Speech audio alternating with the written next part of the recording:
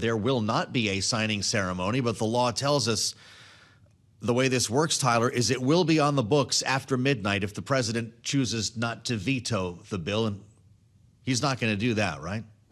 Right, Joe, it's expected to become a law Saturday at midnight. There's a few different important pieces of context that we can provide here. One in regard to what you just heard from President Trump. Industry experts do tell us here at Bloomberg News that the bill is actually expected to have a limited immediate impact because it takes so much time to build up housing supply, and it also doesn't include any new federal funding. So there's no appropriations backing this bill that could make, a tangible difference immediately. But it does have 47 different provisions. This is considered to be the most bipartisan and widest ranging housing bill in really decades for the U.S. Congress. And it includes things like encouraging localities to streamline some of their rules, making other rules around factory built housing, and then also importantly includes that provision related to institutional investors with more than 350 homes from purchasing additional single-family properties. That ban was really critical to getting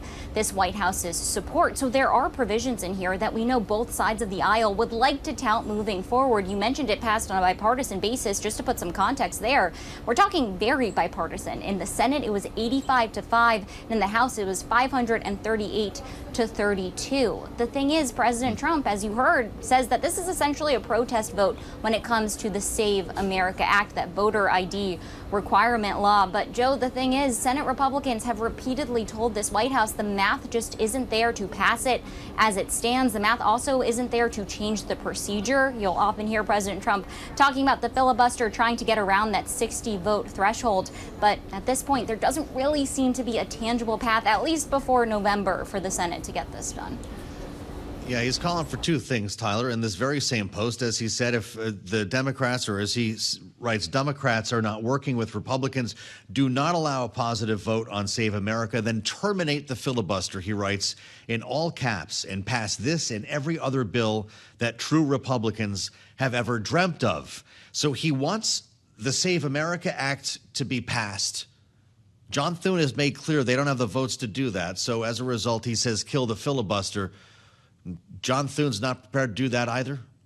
Right. Joe, as you well know, this is something that Senate leadership, including the Senate Majority Leader John Thune, has repeatedly said is not something that is going to be on the table because it's going to need some broader support to get through the finish line. And many Republicans have pointed out the fact that if they do this now, then that could hurt their hand if they lose control of the chamber, whether that's this November or down the line. It sets that precedent for other governing parties. The Senate is a very procedural driven body, and they like to have those rules that have really been in place. And that, I think, factors really largely into what has been this pushback to the president when it comes to this bill. Now, we've previously spoken about in weeks prior, maybe some provisions of it could be wrapped up into another reconciliation package. But at this point in time, we haven't really seen movement around that because that opens the door to budgetary concerns from even some conservatives on the House side, and the process just gets really complicated. So it'll be interesting to watch what else could potentially be stalled or not have the president's sign of approval